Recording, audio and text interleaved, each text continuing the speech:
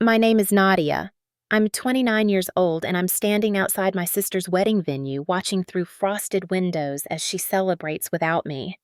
6 months ago, Bethany looked me in the eyes and said the greatest gift for her wedding would be if I disappeared from our family. I granted her wish completely. She has no idea I'm here holding documents that will destroy everything she built on lies.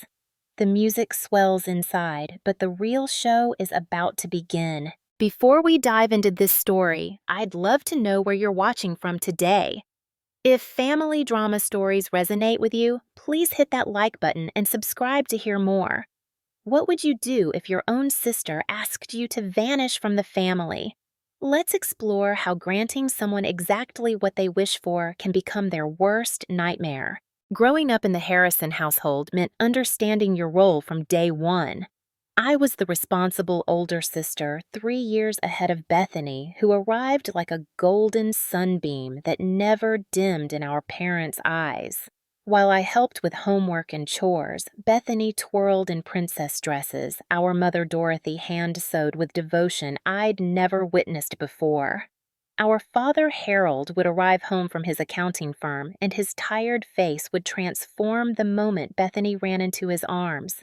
I'd watch from the kitchen finishing dinner preparations because someone had to help Mom, and that someone was always me. The pattern established itself early and never wavered. Bethany's dance recitals filled our calendar while my science fair victories earned brief nods. When she needed braces, our parents took out a loan. When I needed money for art supplies, I learned to babysit the neighborhood kids. I don't say this with bitterness, or at least I didn't then. It was simply how things were. Bethany sparkled and I supported.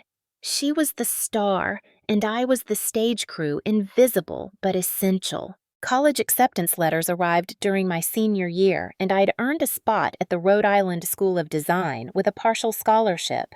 The remaining tuition would stretch our family's finances, but it was doable with my part-time job savings. Then Bethany, a sophomore in high school, announced she'd been accepted to an exclusive performing arts summer program. The cost exactly matched what I'd saved for college. Our parents held a family meeting where the conclusion was predetermined. Bethany's immediate opportunity couldn't be missed while I could surely defer enrollment for a year to save more money. That deferment became permanent. I enrolled in community college for graphic design while working full-time at a print shop. Bethany's summer program led to another then private coaching, then applications to prestigious universities. Every dollar I earned beyond basic expenses went into the family fund for Bethany's dreams. She attended Northwestern University for theater and communications, and I designed the donation request letters our parents sent to relatives.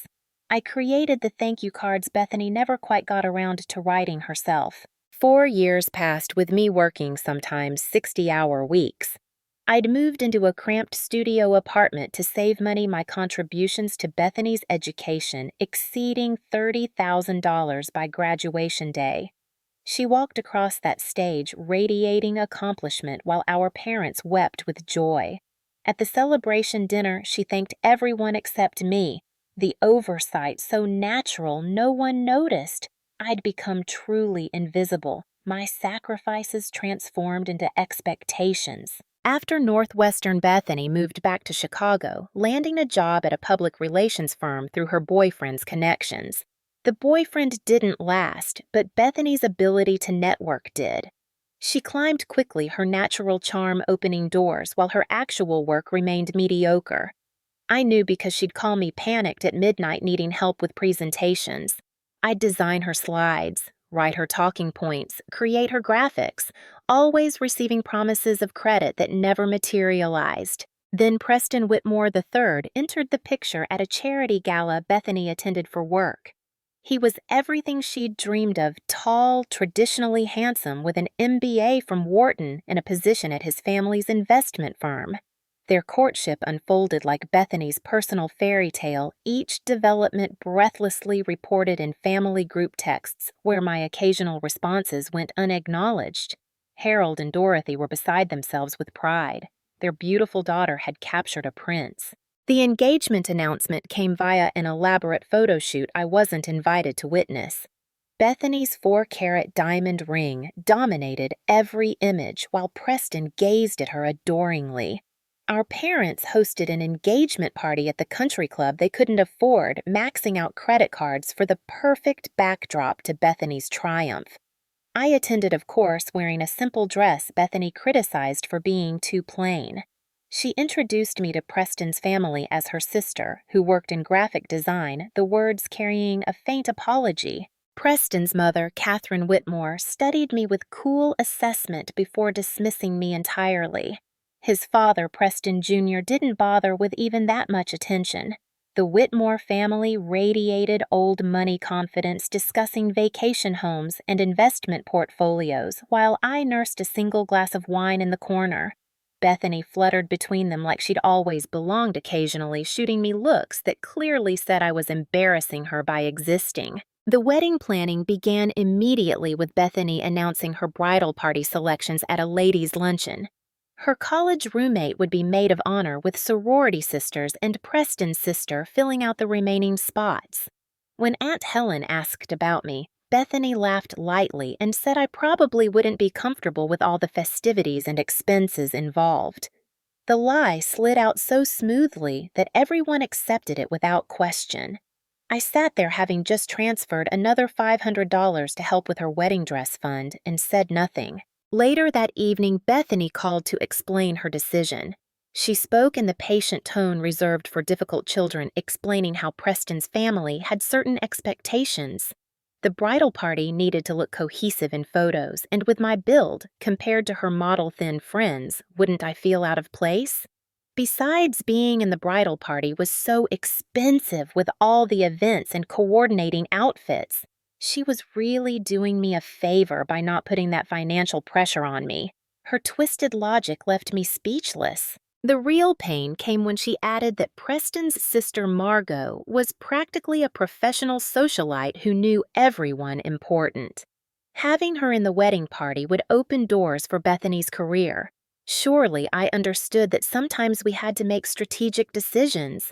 After all, hadn't I always supported her success? This was just another way of being the supportive older sister I'd always been. The call ended with her cheerful certainty that I agreed with her completely. I discovered the depth of Bethany's deception weeks later through social media. She'd been telling Preston's family and friends a carefully crafted version of our family history. In her narrative, she was essentially an only child who'd overcome modest beginnings through talent and determination. When my existence couldn't be entirely erased, I became a distant relative with unspecified issues that made family gatherings complicated. She'd even implied to Preston's sister that I had a drinking problem that made me unreliable. My design work, which had been winning awards at my new position with a boutique firm, became Bethany's accomplishments in her stories. The campaign I'd created for a nonprofit last year was now something she'd spearheaded at her PR firm. My artistic style developed over years of late nights, and continued education was presented as her natural creative genius. She'd screenshot my online portfolio and crop out my name, showing the work to Preston's family as examples of her talent. The theft was so brazen, it took my breath away. Our parents remained willfully blind to Bethany's transformation. When I tried to tell Dorothy about the portfolio situation, she suggested I was being petty about Bethany's success. Wasn't imitation the sincerest form of flattery? When I showed Harold evidence that Bethany had been taking credit for my work, he reminded me that families supported each other. Hadn't Bethany always mentioned how grateful she was for my help? The gaslighting was so complete that I began questioning my own perceptions. The first sign that Bethany was planning something bigger came during a tense dinner at our parents' house. She mentioned casually that Preston's family was very particular about their social circle. They'd built their reputation over generations and were careful about associations that might tarnish their image. While saying this, she looked directly at me as if my very presence at the table was a threat to her future happiness. Our parents nodded along, agreeing that the Whitmores had every right to maintain their standards. After dinner, Bethany cornered me in the kitchen while I loaded the dishwasher. She spoke quickly, explaining that Preston's family was already skeptical about her background. They'd made comments about her family being new money, which was laughable since we had no money at all. She needed to present a certain image to secure her future, and that image didn't include a sister who lived in a studio apartment and shopped at outlet stores. Surely I could understand that. Surely I wanted her to be happy. The conversation felt like drowning in slow motion. Each word pushed me further underwater while Bethany smiled and planned my erasure. She'd already started minimizing my presence at family events when Preston attended. She'd crop me out of photos or position herself to block me from frames. She'd interrupt my sentences to redirect conversations away from anything I might contribute. Now she was escalating to complete removal. The call came on a Tuesday evening 6 months before the wedding. Bethany's voice carried that fake sweetness she used when she wanted something particularly cruel to sound reasonable. She invited me to her luxury apartment, the one Preston's family helped her secure in Lincoln Park, insisting we needed sister time to discuss the wedding. My stomach clenched with familiar dread, but I went anyway, still clinging to hope that I was wrong about her intentions. Her apartment showcased everything I'd helped her achieve, but could never afford myself. Designer furniture filled rooms with lake views, while fresh flowers occupied crystal vases I recognized from our grandmother's china cabinet. Bethany had convinced Evelyn to let her borrow them, though I suspected borrowing had become permanent ownership in her mind. She served wine I knew cost more than my weekly grocery budget, chattering about wedding plans while avoiding eye contact. Finally, she set down her glass and adopted what she considered her serious face. She'd been thinking about the wedding, about family dynamics, about what would be best for everyone involved. The Whitmores were wonderful people, but they came from a different world. They had expectations, standards that she needed to meet not just for herself, but for the family's future. Surely I understood how important it was to make the right impression. I listened to her circle the point like a predator stalking prey. She talked about Preston's ex-girlfriend, a senator's daughter who still attended family events. She described the scrutiny she faced at every gathering, how Catherine Whitmore examined her background for flaws. She painted herself as a victim fighting for acceptance, while I sat there knowing I was about to become her sacrifice for admission into their world. When she finally reached her point, she presented it like a gift. She thought it would be best if I didn't attend the wedding. In fact, she thought it would be better if I started distancing myself from family events altogether. Not forever, she rushed to add, just until she was established in Preston's world. Maybe a year or two. Just enough time for her to secure her position before introducing complications like a sister who didn't fit their image. I asked her to clarify what she meant by not fitting their image. Bethany sighed as if I was being deliberately obtuse. I worked in graphic design, not finance or law. I lived in a studio apartment, not a brownstone. I shopped at Target, not Bergdorf's. I was perfectly fine for our family, but the Whitmores expected a certain caliber of person in their circle. She was doing me a favor by protecting me from their judgment. The cruelty of her logic was breathtaking. She'd stolen my work, benefited from my sacrifices, and now she was framing my exclusion as kindness. When I pointed out that I'd funded much of her education and supported her career, she laughed. That was exactly the kind of thing she meant. The Whitmores didn't discuss money or keep score of favors. My middle-class mindset would embarrass everyone. I asked what our parents thought about her request. Bethany's smile turned triumphant as she revealed they'd already discussed it as a family, without me. Harold and Dorothy agreed that my absence would simplify things. After all, it was Bethany's special day. If having me there would cause stress or complications with Preston's family, wasn't it better to avoid the issue they thought I'd understand being the practical one? The betrayal from our parents cut deeper than Bethany's cruelty. She showed me text messages where Dorothy called me difficult for making Bethany feel guilty about the bridesmaid situation. Harold had written that I needed to stop being jealous of my sister's success. They'd already chosen sides, and I wasn't even allowed to present my case. The family verdict was unanimous. I was the problem that needed solving. Bethany continued outlining her plan with corporate efficiency. I would decline the wedding invitation citing a work conflict. I would miss family holidays due to travel or illness. She'd gradually explain to extended family that I'd grown distant, perhaps dealing with personal issues she couldn't discuss out of respect for my privacy. Within a year, my absence would seem natural, even inevitable. When I asked what personal issues she planned to invent, her mask slipped slightly. She'd already told Preston's mother that I had a complicated relationship with alcohol. Nothing serious, just enough to explain any erratic behavior like showing up uninvited to events. She'd also mentioned my struggles with maintaining relationships, seeding doubt about my stability. The groundwork was already laid for my characterization as the troubled sister best kept at distance. I sat in her beautiful apartment bought with money I'd helped provide, staring at this stranger wearing my sister's face. She'd prepared for this conversation like a business presentation, anticipating objections and crafting responses.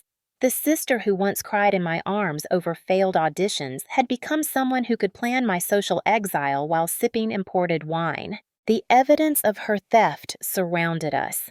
The artwork on her walls included pieces I'd created but she'd claimed. Her laptop left open on the kitchen counter displayed a presentation I recognized as my design work from last month. She was preparing to pitch it as her own creation to Preston's father for a potential business opportunity. My entire creative identity had become her accessory for impressing rich people. I asked her directly what would happen if I refused. What if I attended the wedding anyway? What if I told Preston's family the truth about her lies? Bethany's expression hardened into something genuinely frightening. She reminded me that she had access to our parents' financial information. She knew about the second mortgage they'd taken out for her college expenses. She could make their lives very difficult if she chose to distance herself from them. The threat was clear. If I didn't disappear voluntarily, she'd punish our parents for my defiance. She'd already shown Harold and Dorothy how much easier their lives were when they had only one daughter to consider. Their retirement plans depended on her successful marriage to Preston. Did I really want to jeopardize their future? Because I couldn't accept that some people simply belonged in different worlds. She pulled out her phone and showed me a draft email to our extended family. In it, she explained with deep regret that I'd been struggling with mental health issues and substance abuse. She was respecting my privacy by not elaborating, but she wanted everyone to know she'd tried to help. The email was perfectly crafted to generate sympathy for her while destroying my reputation. One click would send it to 50 relatives. I realized she'd been planning this for months, maybe longer. Every interaction had been calculated to position me as the unstable sister whose absence would be a relief. She'd gathered enough half-truths and manufactured evidence to make her story believable. My introversion became social anxiety. My glass of wine at dinner became problematic drinking. My focus on work became an inability to maintain relationships. She offered me a timeline to consider her proposal, magnanimously giving me a week to accept the inevitable. During that time, she expected me to maintain normal appearances to avoid upsetting our parents. She'd already told Preston I was dealing with personal issues that might prevent my attendance at the wedding. His family was understanding, she assured me. They came from good stock and knew how to handle delicate family situations. The conversation shifted back to wedding planning as if we'd been discussing flower arrangements instead of my exile. Bethany showed me dress designs and venue photos, chattering about her vision for the perfect day. She'd allocated my would-be seat to one of Preston's business associates. The symmetry would be better without trying to find a +1 for her sister who never dated anyone suitable anyway. As she walked me to the door, she delivered her final blow with a bright smile. She said the greatest gift I could give her for her wedding was to disappear from our family. It would solve so many problems, create so much peace.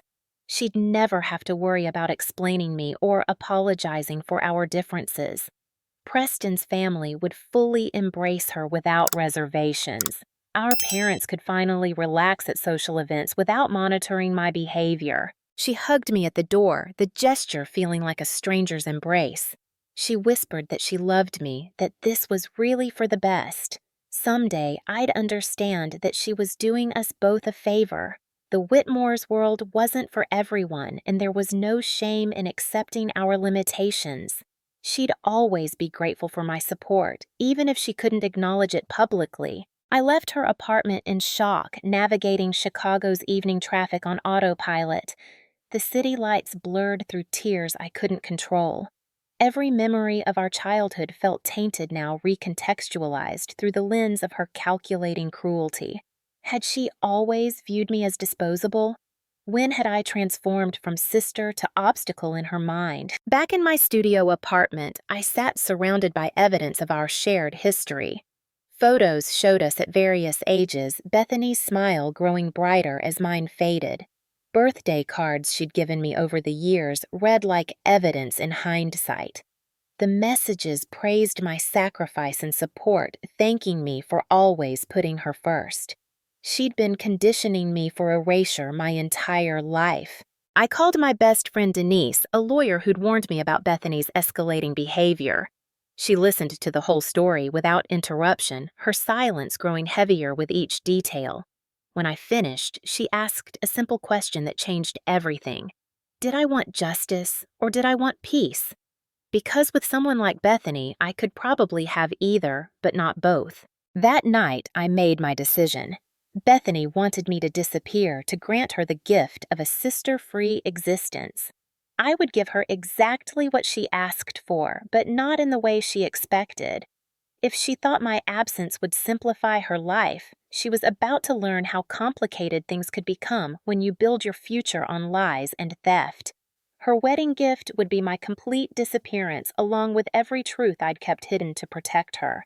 I began my disappearance the day after Bethany's ultimatum with the efficiency of someone who'd spent years organizing other people's lives.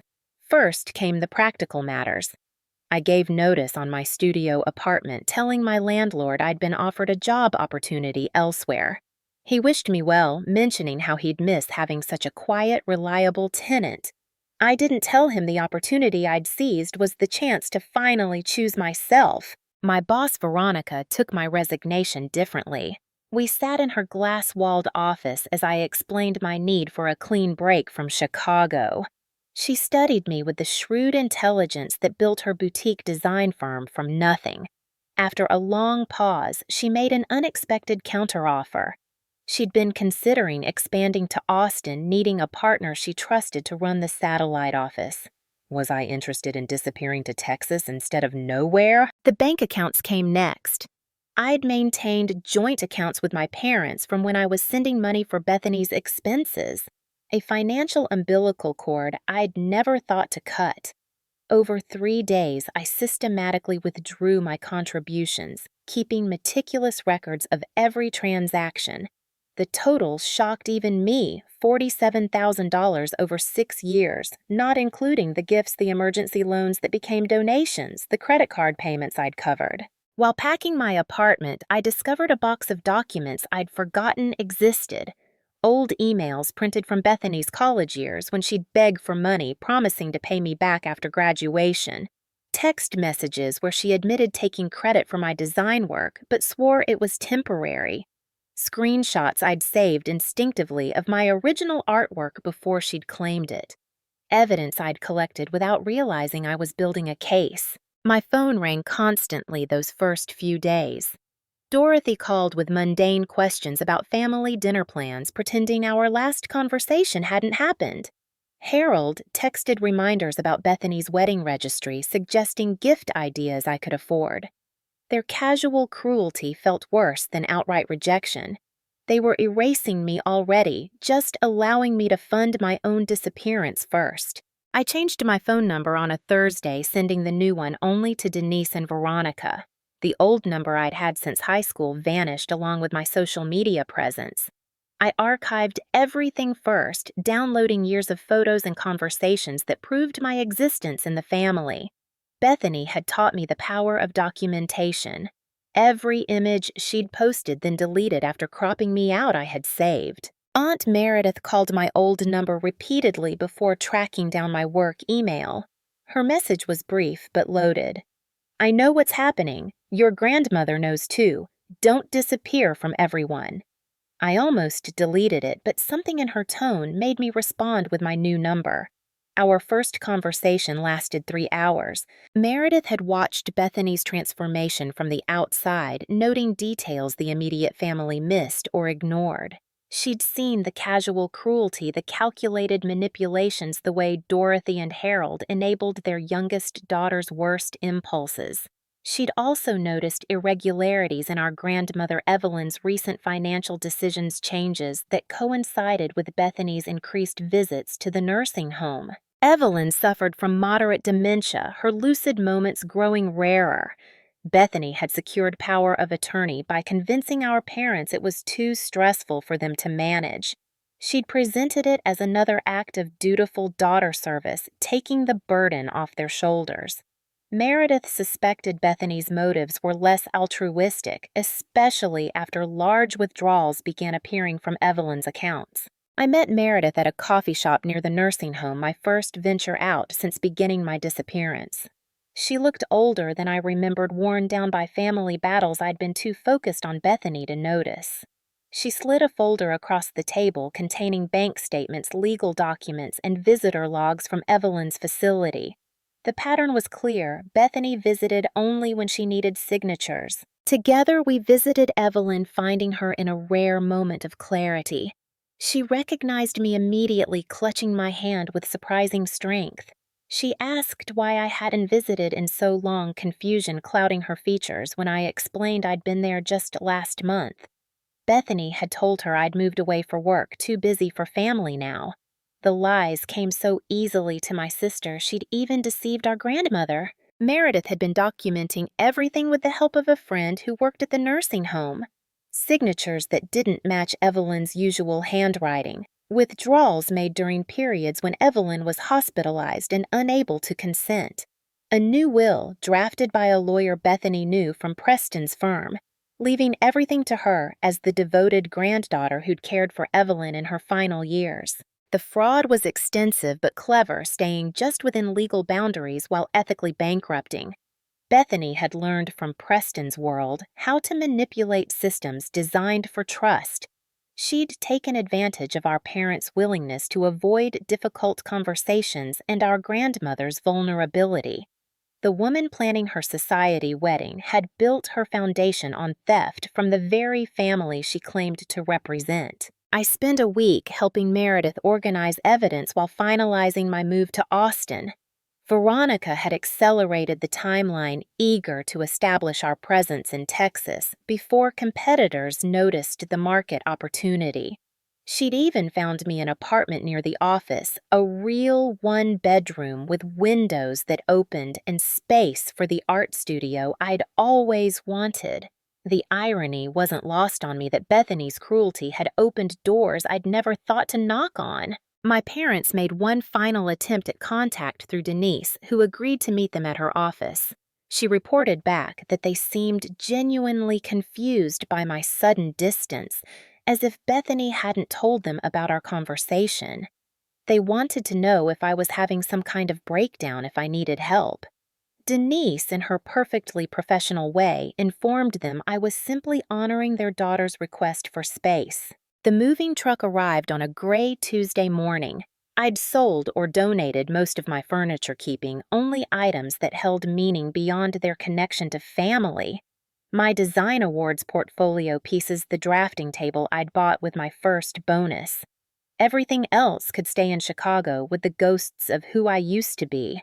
The driver helped me load my life into a space smaller than Bethany's walk-in closet. I made one last stop before leaving the city. The cemetery where our grandfather was buried sat on a hill overlooking the lake. I'd always felt closest to him, the quiet man who'd seen me even when others looked through me. I told his headstone about Bethany's request about my decision to grant it. I asked him to watch over Evelyn to somehow protect her from the granddaughter she'd loved into a weapon against herself. The drive to Austin took 2 days of solitary highway meditation. I'd turned off location services, deleted tracking apps, become digitally invisible to anyone looking.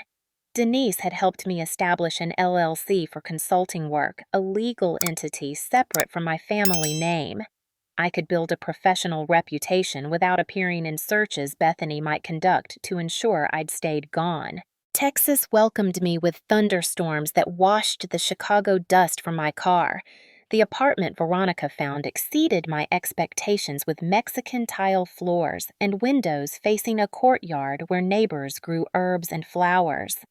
I sat at my easel by the largest window and painted for the first time in years abstract explosions of color that felt like breathing after being underwater. The Austin office opened within a month, our first clients coming through Veronica's reputation, and my portfolio now properly attributed. I hired local talent building a team that collaborated instead of competed. The work flowed naturally when I wasn't spending energy protecting it from theft. My designs grew bolder, more authentically mine, without the filter of Bethany's potential appropriation. 3 months into my disappearance, Meredith reported that Bethany was growing bolder with wedding preparations. She'd convinced our parents to take out loans for expenses, promising Preston's family would reciprocate with business opportunities for Harold's accounting firm.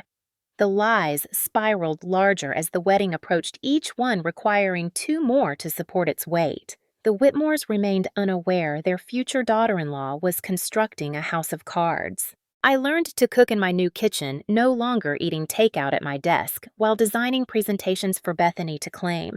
I joined a climbing gym, discovering physical strength I'd never thought to develop.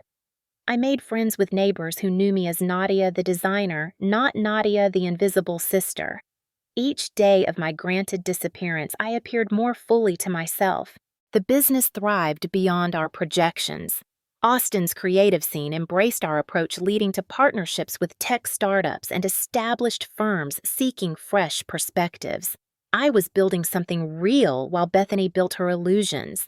My bank account grew with earned money while hers filled with stolen funds.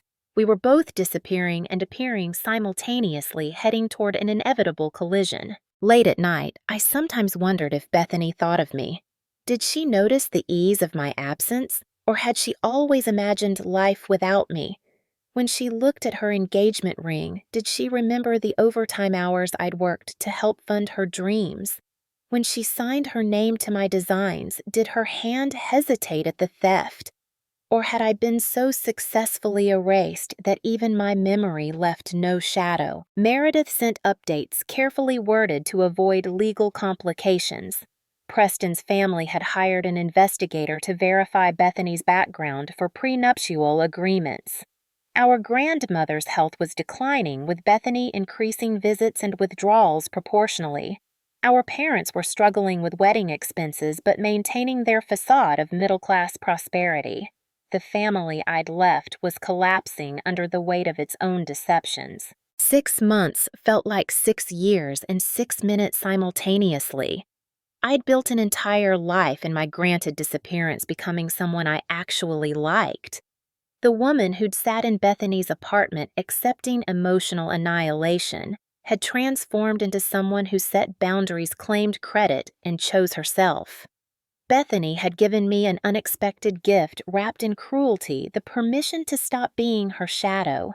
3 months before the wedding, Bethany broke her own no-contact rule with a text that arrived at 2 a.m. I'd given my new number to no one in the family except Meredith, but somehow she'd obtained it. The message was vintage Bethany. Family events are so much easier without you. Thank you for understanding your place. Preston's family adores me now without complications.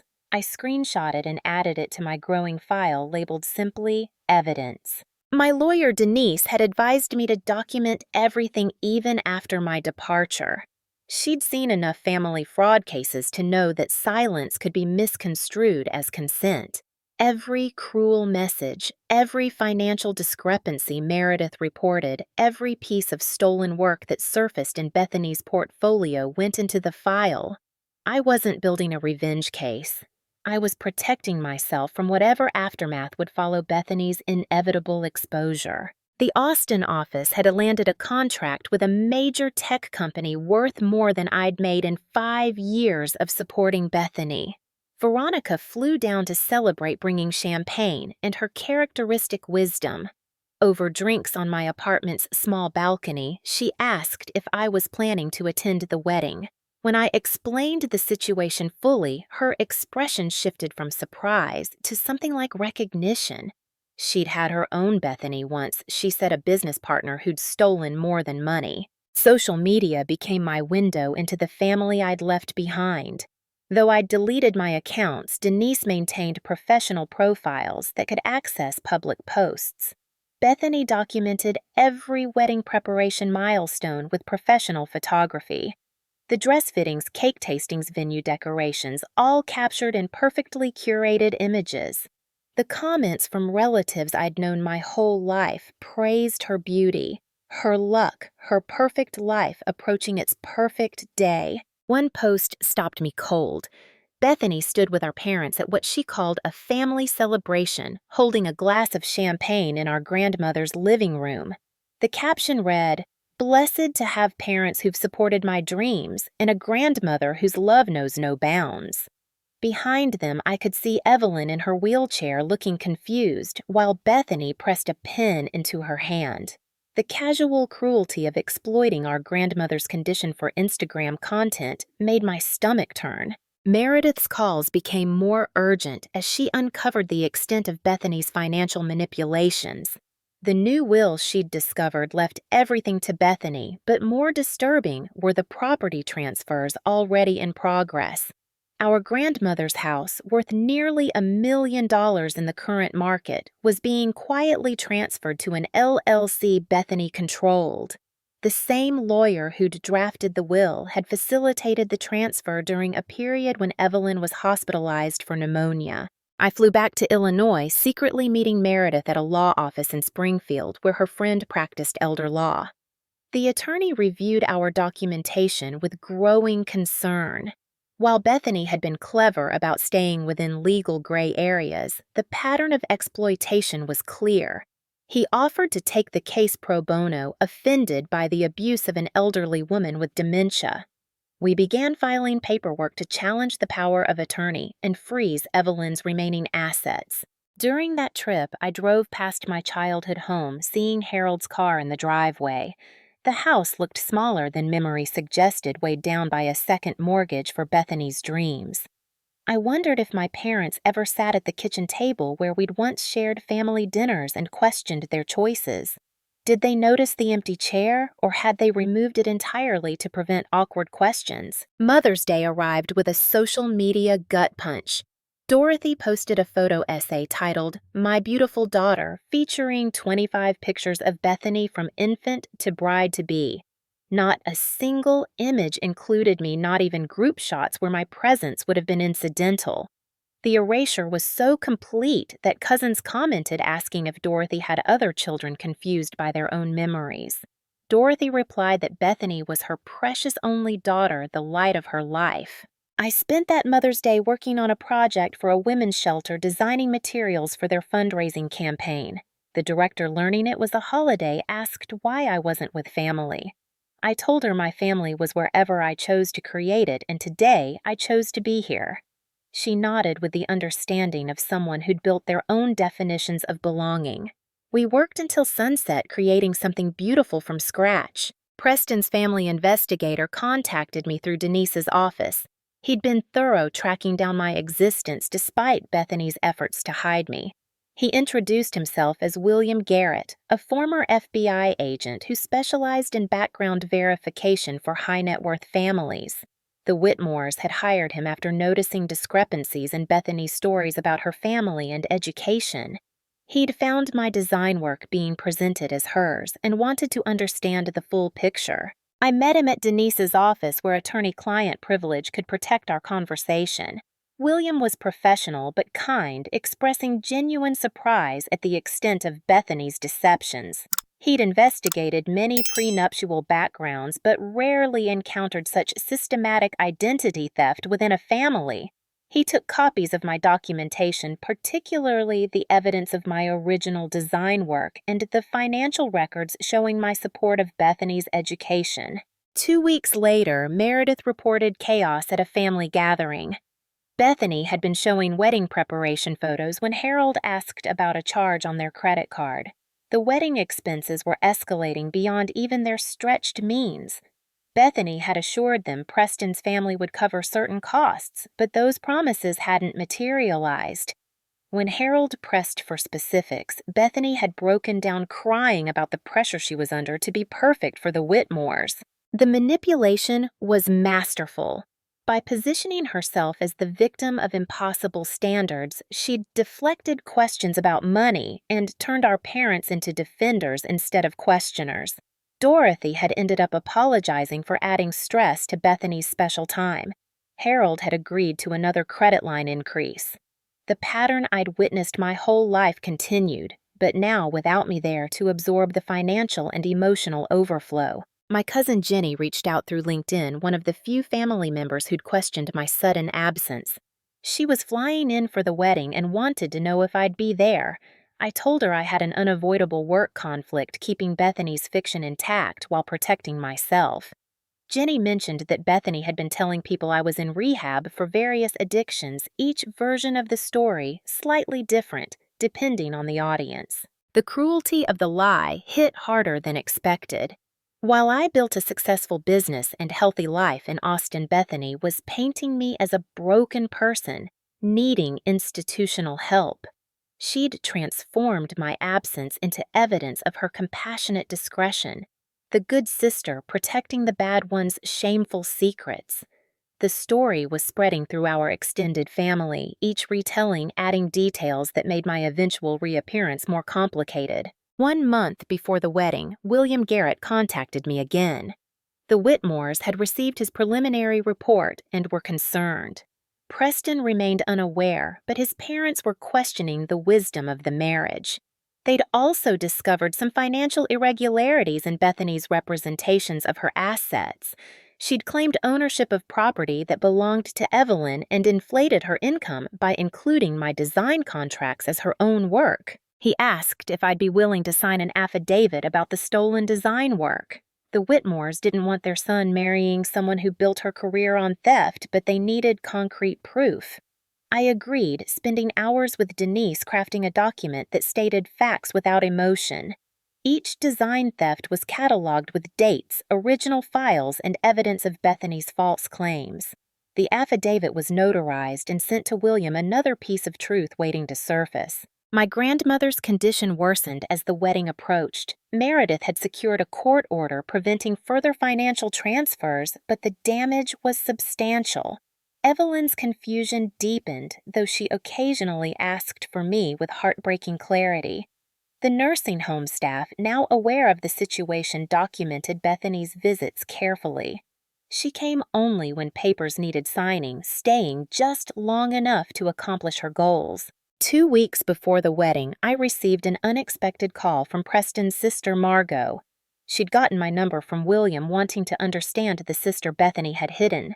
We talked for 2 hours, her initial suspicion melting into sympathy as she learned the truth. She'd sensed something off about Bethany's stories but couldn't pinpoint the deception. Learning about the systematic erasure and theft clarified her instincts. Margot revealed that Bethany had been taking expensive items from wedding registry deliveries and returning them for cash. The Whitmores had noticed when thank you cards arrived for gifts they'd never received. Bethany claimed it was a misunderstanding with the registry system, but Margot had checked. The items were returned using gift receipts with cash deposits matching amounts in Bethany's account. The theft was petty compared to what she'd taken from family, but it showed her inability to stop even when she had everything. The week before the wedding, our parents' financial house of cards began collapsing. The venue demanded final payment vendors, required deposits, and Preston's family hadn't offered the financial support Bethany had promised. Harold called Meredith in tears, admitting they'd borrowed against their retirement accounts. Dorothy was working double shifts at the hospital to cover basic expenses. They'd sacrificed everything for a wedding that was becoming their financial ruin. I felt no satisfaction in their struggle, only a deep sadness for the parents who'd chosen favorite daughter over family unity. They'd enabled Bethany's worst impulses while dismissing my contributions and concerns. Now they were paying the price for their willful blindness, but the cost seemed too high for the lesson. I wondered if they ever thought about the daughter they'd let go so easily, or if I'd been erased from their memories too. 3 days before the wedding, William Garrett called with news that changed everything. The Whitmores had completed their investigation and made a decision. They would not stop the wedding, but they would protect their assets. Preston would receive no inheritance if he married Bethany, and she would sign a prenuptial agreement that essentially left her with nothing if they divorced. The terms were harsh, but fair, given her deceptions. The question was whether Preston would choose love or money. That night, I sat in my Austin apartment looking at childhood photos I'd saved before my disappearance. Bethany and I, at various ages, her smile growing brighter as mine faded with understanding. I searched for the moment when she'd decided I was disposable but couldn't find it. Maybe it had always been there waiting for the right opportunity to surface. Or maybe it had grown so gradually that neither of us noticed until it was too late to change course. The wedding was in 72 hours. The society event of the season built on lies theft and the erasure of a sister who'd given everything before being asked to give up her existence. I'd honored Bethany's request, completely disappearing so thoroughly that even investigators struggled to find me. She'd gotten exactly what she'd asked for, but I wondered if she'd considered what else might disappear along with me. 2 weeks before the wedding that would never happen as planned, William Garrett scheduled an urgent meeting with me in Austin. He flew down personally, his expression grave, as we sat in Denise's borrowed conference room. The investigation had uncovered more than anyone anticipated. Beyond the identity theft and financial fraud, he'd discovered Bethany was essentially marrying Preston under false pretenses, having lied about fundamental aspects of her life. The irony was staggering. Preston himself wasn't the wealthy heir Bethany believed she was marrying. The Whitmore family fortune had been decimated by bad investments and mounting debts. They maintained appearances through careful social management and strategic partnerships, but their actual assets were minimal. Preston's trust fund, which Bethany had been counting on, contained less than $50,000. His family was searching for a daughter-in-law who could bring financial resources to save their declining empire. William showed me correspondence between Catherine Whitmore and various society contacts, all discussing their hope that Preston would marry new money to revitalize their position. They'd investigated Bethany hoping to find hidden wealth in her background. Instead, they'd found a con artist who'd stolen from her own grandmother. The Whitmores were furious not about the moral implications, but about the practical reality that Bethany was as broke as they were. The investigation had also revealed Bethany's activities with the wedding registry. She'd been systematically returning gifts for cash, using the money to maintain her facade of wealth. Designer handbags she carried were rentals. The jewelry she wore to Preston's family events was borrowed from high-end lending services. She'd created an Instagram perfect life funded by fraud and held together by increasingly desperate lies. More disturbing was what William discovered about our grandmother's estate. Bethany had taken out loans against Evelyn's house, forging signatures with practiced ease. The money had gone toward rent on her luxury apartment, the designer wardrobe she needed for Preston's world, and maintaining the lifestyle she'd claimed to already possess. She'd mortgaged our grandmother's entire legacy for a chance at a fortune that didn't exist. I stared at the evidence William had compiled, seeing my sister's desperation laid out in financial documents and forged signatures. She'd built such an elaborate deception that she couldn't escape even when the prize proved false. How could she admit to Preston that she'd lied about everything when he'd been lying too? They were two grifters who'd accidentally targeted each other, neither realizing the other's wallet was as empty as their own. William asked permission to share my affidavit with Preston directly. The Whitmores had decided not to tell their son about their financial situation, hoping he'd discover Bethany's deceptions and end the engagement himself. They wanted to preserve their social standing by making Bethany the villain rather than admitting their own bankruptcy. It was cruel, but I understood their logic. In their world, reputation was the only currency they had left. That evening, Meredith called with updates from Chicago. She'd been at the nursing home when Bethany arrived in a panic. The court orders had frozen the accounts Bethany had been accessing, cutting off her cash flow 2 weeks before the wedding. She'd tried to convince Evelyn to sign new documents, but the nursing home staff intervened. Bethany had screamed at our grandmother, accusing her of ruining everything by being difficult. The staff had escorted Bethany out and filed a report with Adult Protective Services. Our grandmother, in a moment of heartbreaking clarity, had asked why her granddaughter was so angry. She didn't understand what she'd done wrong. The nurse, comforting her, said Evelyn kept apologizing for not having more money to give. Even in her confusion, she knew Bethany only visited when she needed something. I flew back to Chicago without telling anyone except Meredith. I needed to see my grandmother to let her know someone in the family loved her for more than her bank accounts. The nursing home staff recognized me despite my months of absence. They'd been wondering when I'd return, having noticed the correlation between my visits and Evelyn's improved spirits. Evelyn was sleeping when I arrived, looking frailer than I'd ever seen her. I sat beside her bed holding her hand and talking softly about my life in Austin. When she woke, her eyes lit up with recognition. She called me by my mother's name at first, then corrected herself. She asked if I'd come for the wedding, and I told her I'd come just to see her. That seemed to please her more than any celebration could. During my visit, Evelyn had several lucid moments where she shared fragments of memory. She told me Bethany had been visiting with papers, always papers needing signatures. She'd tried to read them, but Bethany said it wasn't necessary, just sign, and everything would be taken care of. Evelyn knew something was wrong, but couldn't articulate what. She asked if she was in trouble if she'd done something bad by signing. I assured her she'd done nothing wrong, that people who loved her were making sure she was protected. She squeezed my hand and said something that broke my heart. She told me I'd always been the good granddaughter, the one who visited without needing anything. She was glad I'd gotten away from the family drama. Even in her dementia, she'd seen more clearly than those with full faculties. While in Chicago, I met with the elder law attorney handling Evelyn's case. He'd successfully challenged Bethany's power of attorney and was working to reverse the property transfers. The loans she'd taken against the house were more complicated, but he was confident they could prove fraud. He asked if I wanted to pursue criminal charges. I said I wanted my grandmother protected first. Everything else could wait. Denise accompanied me to these meetings, taking notes and offering legal perspective.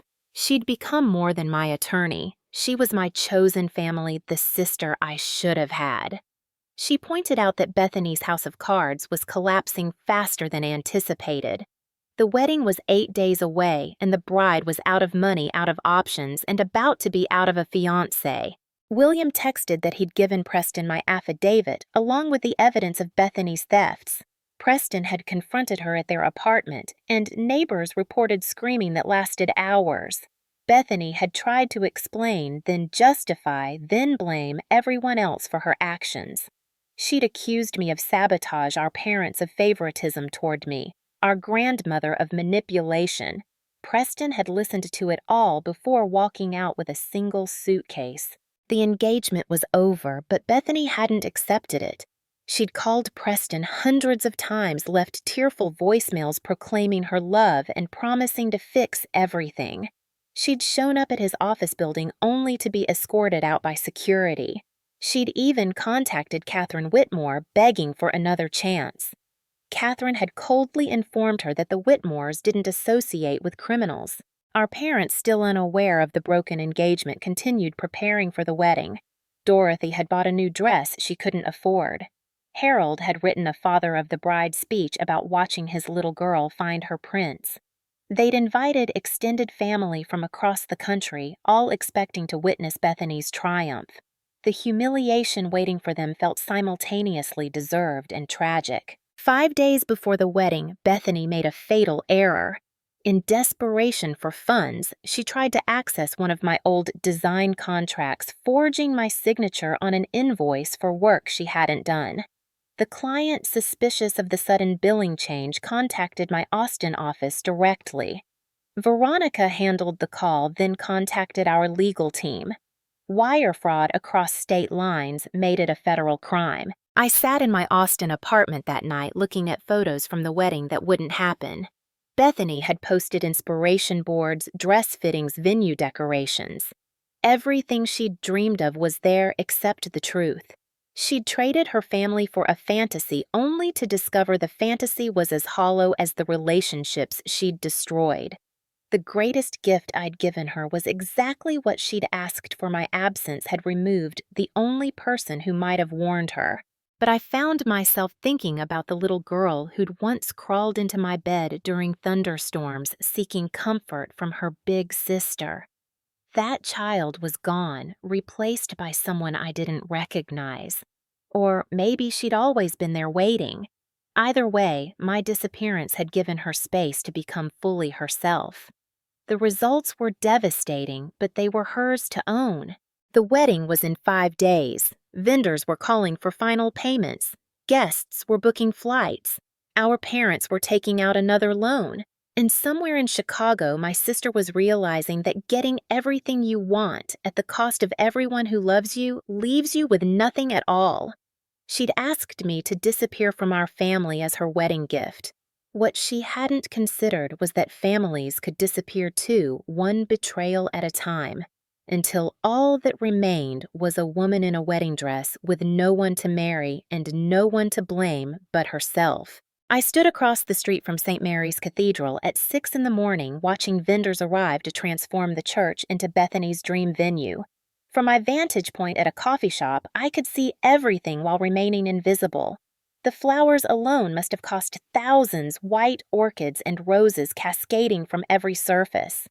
The irony wasn't lost on me that Harold and Dorothy had likely mortgaged their future for a wedding everyone but them knew wouldn't happen. Meredith joined me at 7, ordering black coffee while updating me on the previous night's drama.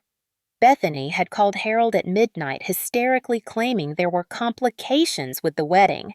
She'd spun a story about Preston's family causing problems, painting herself as the victim of their snobbery.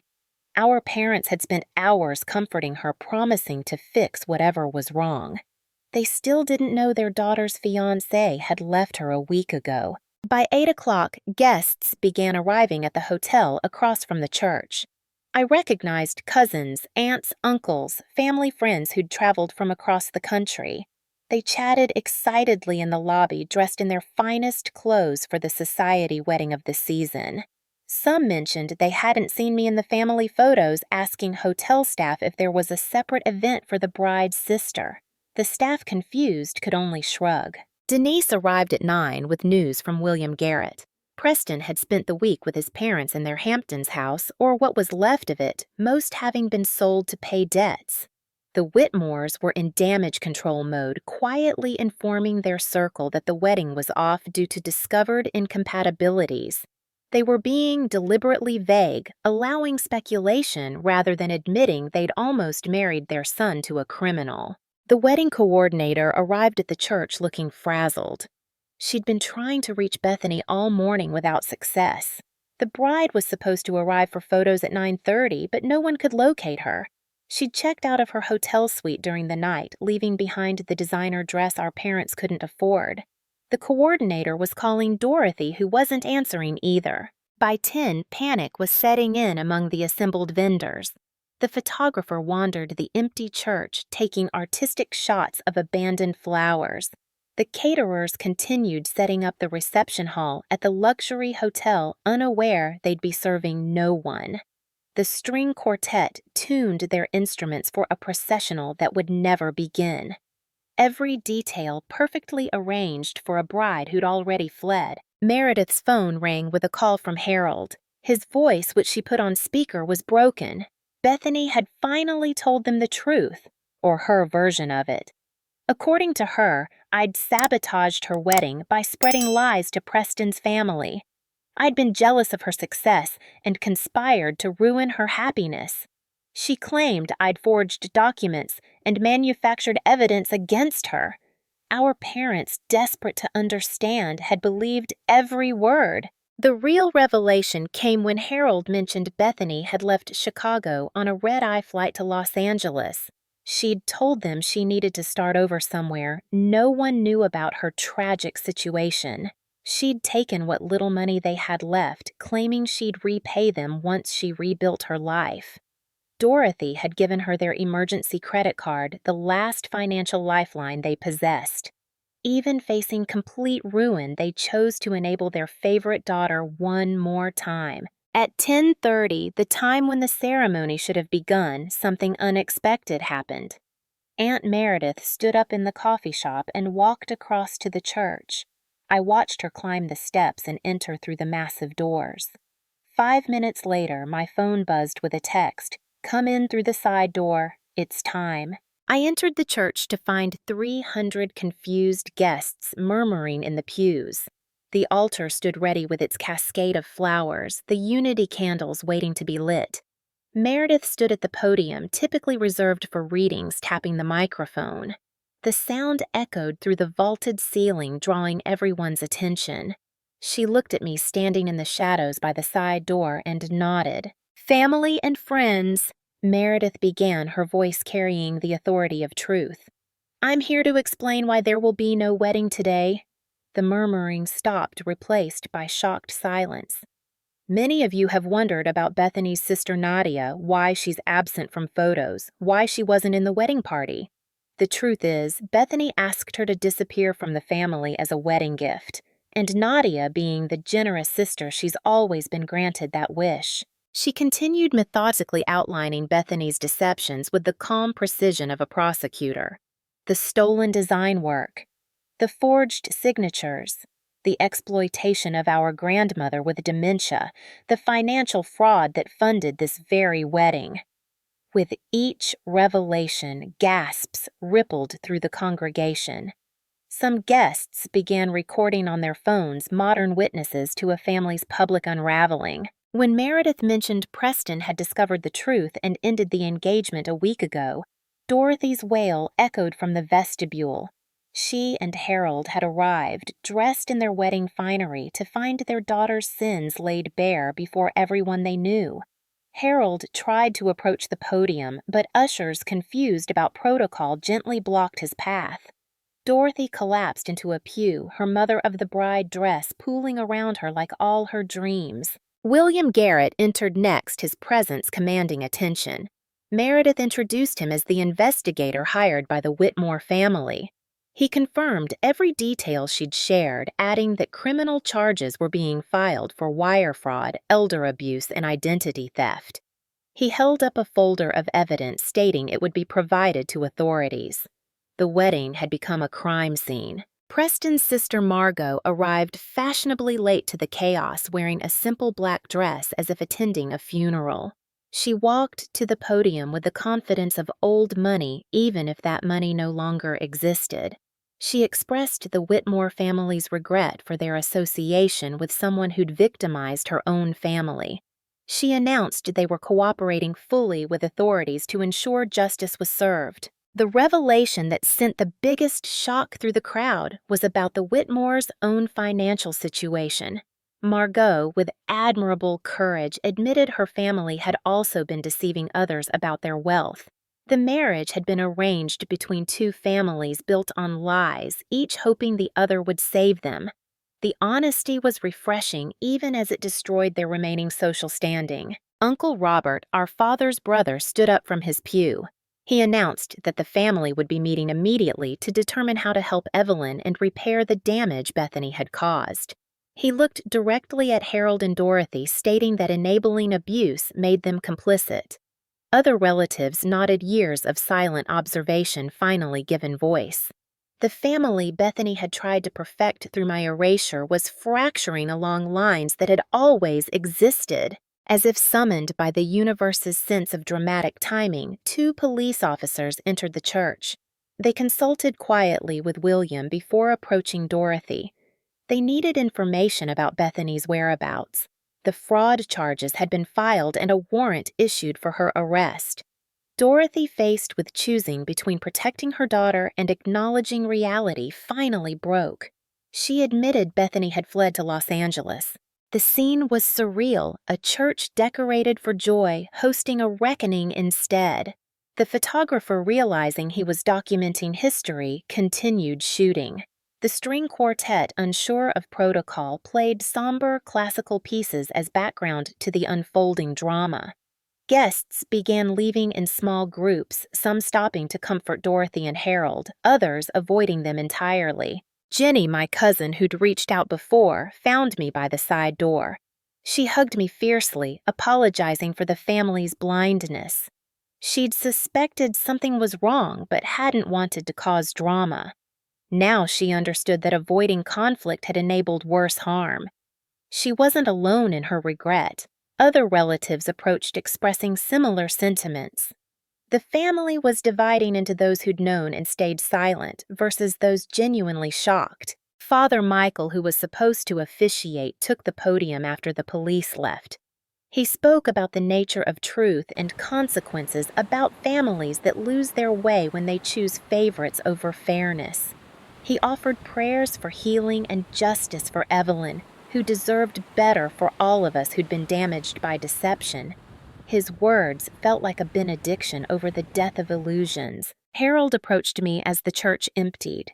He looked decades older than his years, his father of the bride's speech crumpled in his pocket. He started to speak several times before finally managing words.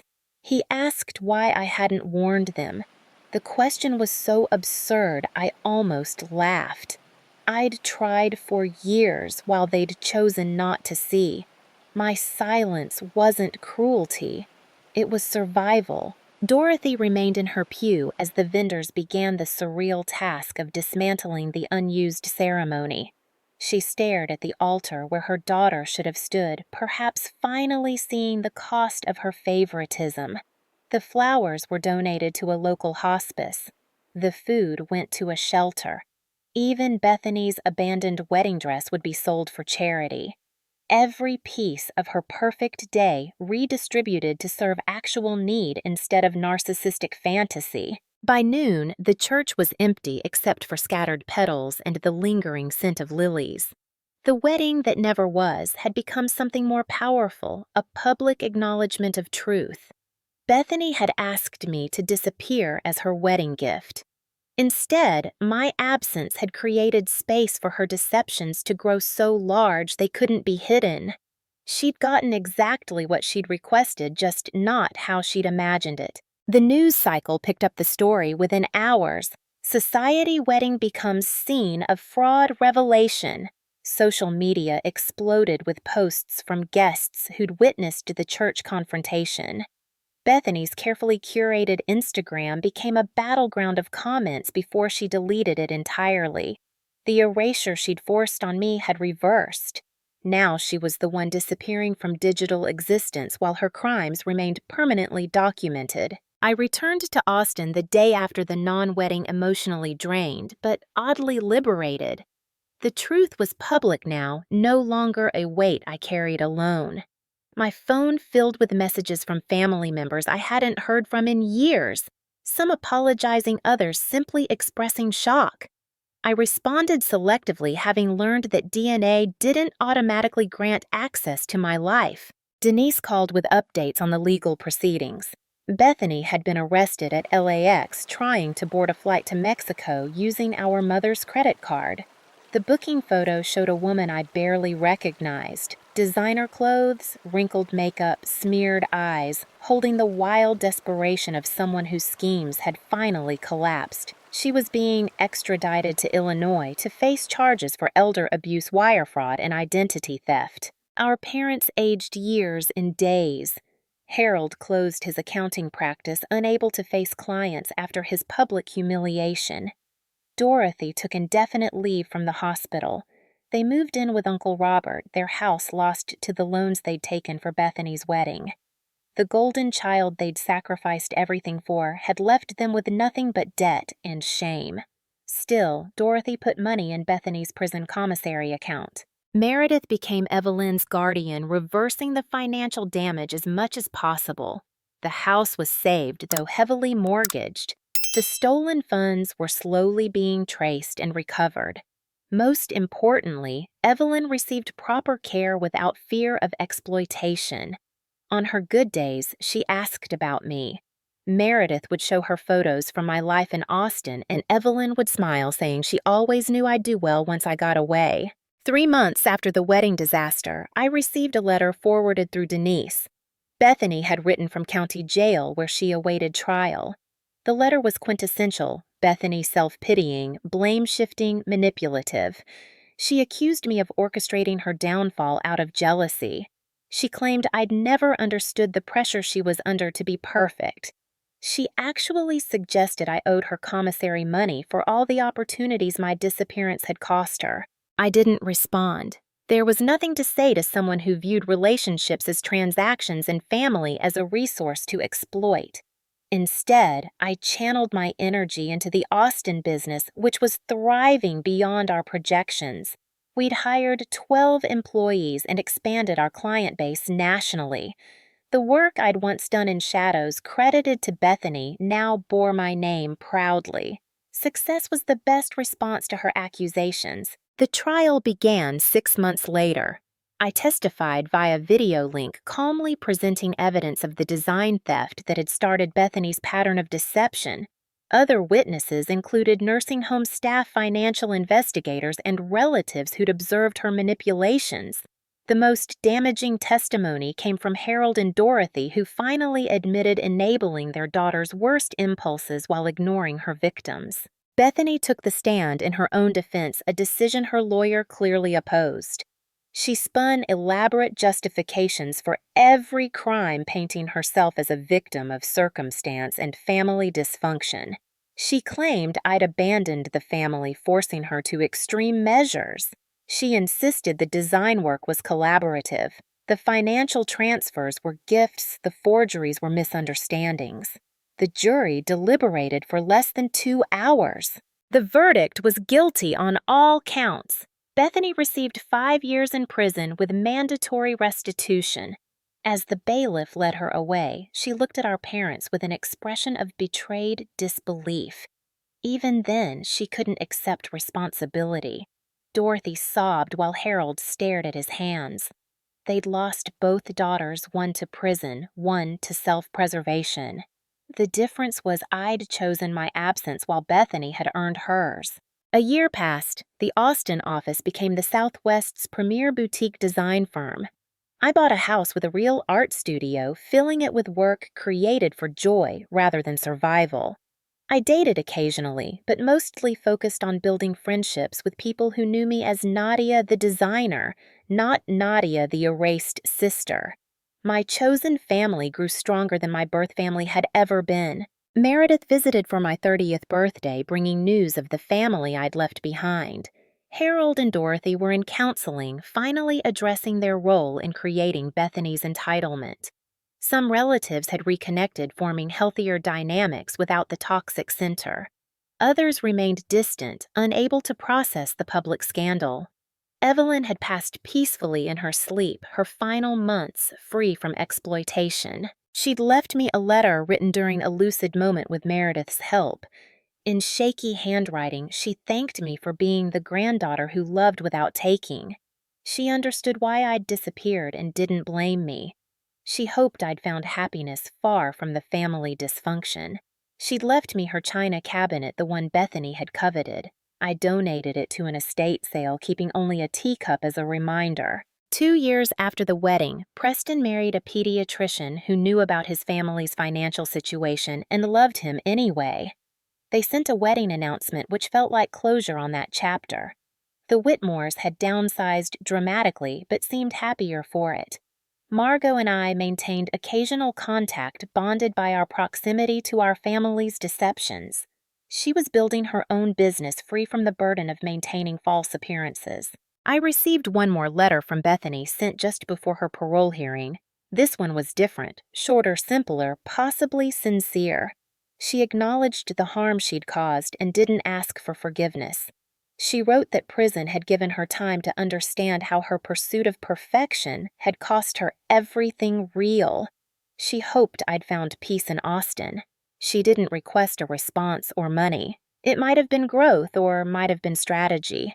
With Bethany, I'd never know. The parole board denied her early release, citing the severity of elder abuse and her initial lack of remorse. She'd served the full sentence, emerging to a world where her crimes were Googleable and her reputation destroyed. The society life she'd sacrificed family for would never accept her again. She'd achieved the complete disappearance she'd wished on me, trapped in a cage of her own construction. 5 years after that morning outside the church, I stood in my Austin gallery hosting an exhibition of my work. The pieces told stories of erasure and emergence of families that consume and individuals who choose themselves. Critics called it powerful, raw, transformative. I called it therapy made visible. The opening drew hundreds, my success no longer shadowed by someone else's claims. Dorothy sent a message through Meredith asking if she could attend. I considered it for days before declining. Some bridges once burned cleared space for better architecture. I wished her well, but held my boundary. The mother who'd enabled my erasure didn't get to celebrate my reemergence. It wasn't cruelty.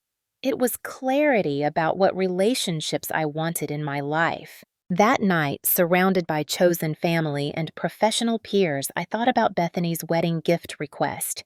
She'd asked me to disappear from our family, and I'd granted it completely.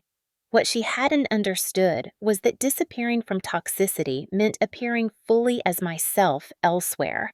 Her cruelty had catalyzed my freedom. In demanding my absence, she'd given me permission to stop pouring myself into a void that would never acknowledge the offering. The gallery walls displayed my artist's statement. These works explore the paradox of absence as presence. Sometimes we must disappear from others' narratives to appear in our own story. The spaces we leave behind don't remain empty.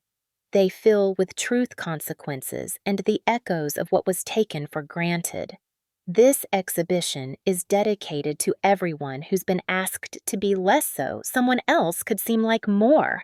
May you grant such requests generously and discover who you become in the freedom of exile. Visitors lingered over one particular piece, a portrait where a figure dissolved at the edges while becoming more vivid at the center. I'd titled it The Greatest Gift, and regular viewers assumed it referenced self-discovery or artistic growth. They weren't wrong, but they didn't know the full story. How my sister's cruelty had accidentally blessed me with liberation. How granting her wish for my disappearance had been the first time I'd truly chosen myself. The exhibition sold out. Reviews praised the emotional depth and technical skill. Collectors competed for pieces that resonated with their own stories of erasure and emergence. I donated a portion of proceeds to organizations supporting elder abuse victims, honoring Evelyn's memory. The success felt earned in ways Bethany's borrowed triumphs never could. No one could claim this work but me. As the gallery emptied that night, I stood alone among my creations. Each piece represented a step away from who I'd been expected to be toward who I actually was. Bethany had demanded my disappearance as her wedding gift, believing it would simplify her life. Instead, my absence had created space for her deceptions to metastasize until they destroyed her.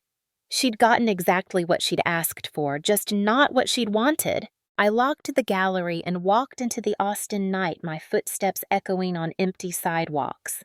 Somewhere in Illinois, Bethany sat in a cell she'd earned through choices no one forced her to make. Our parents lived with the consequences of favoritism that had cost them both daughters. The family that had found my presence inconvenient now dealt with the complications of my absence, and I lived a life that was entirely mine, built on ground no one could steal. The greatest gift I'd ever given wasn't to Bethany at her wedding. It was to myself when I honored her request completely.